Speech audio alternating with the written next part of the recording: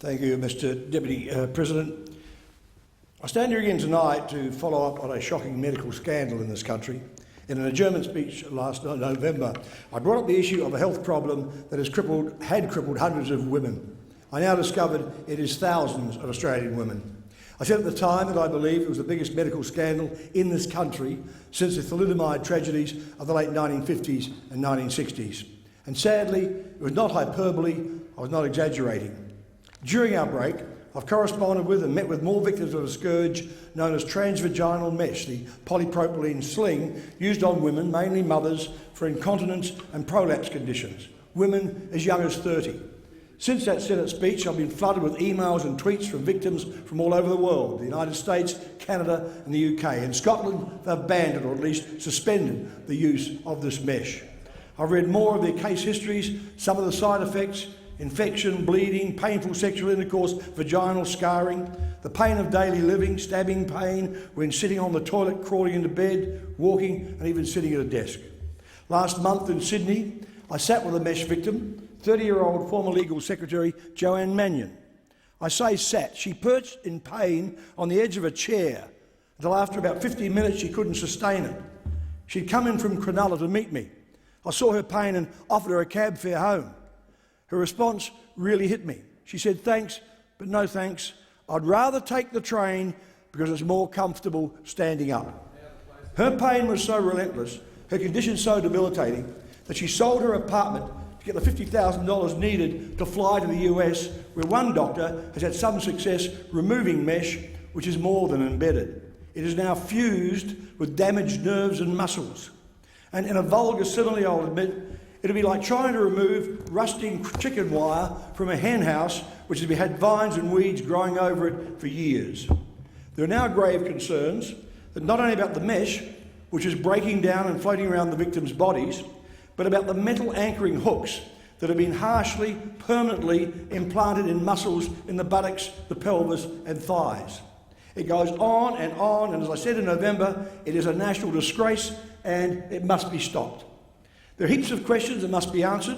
Why would the TGA allow surgeons to permanently implant a life-threatening device into a woman's body? Why would a surgeon embrace this technique so enthusiastically? What safety and efficacy trials were run? And aren't such devices meant to be made of inert materials? They started using versions of these mesh slings here around 2000. They may have gone back as far as 96. The TGA began monitoring the mesh in 2008 after complaints. The FDA issued a warning several years later, and mesh manufacturers Johnson & Johnson withdrew some products in 2012. In 2013, the TGA launched a more extensive investigation of about 100 products, and in 2014-15, about 80 of those products were withdrawn. Now, I believe there must be at least a moratorium of the use of this mesh. There must be a Senate inquiry. And one of the biggest problems, I believe, is that mainstream media, and maybe this applies as well to some politicians, they're either ignorant of the issue or maybe they're embarrassed because it includes the word vagina. It's a women's plumbing thing. It's secret women's business. I even had a senior radio producer tell my staff that it was not appropriate an issue for me to raise because when they want to know what topics I was going to talk about, even though women probably make up a majority of the station's listeners.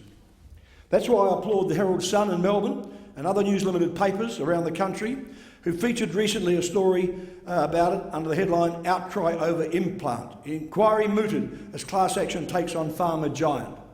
The inquiry mooted is the one that I'm pushing for, and the class action is being run by Shine lawyers going to court against Johnson & Johnson later this year, running more than 20 weeks.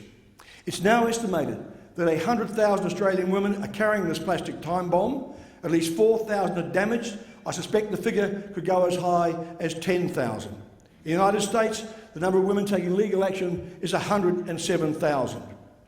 In this country, women in pain are being told by their GPs that it was psychosomatic, that it was just some postnatal depression. Women were never told the size of the risks. And I know of one case where a surgeon glibly told a patient that the surgery was virtually a walk in the park.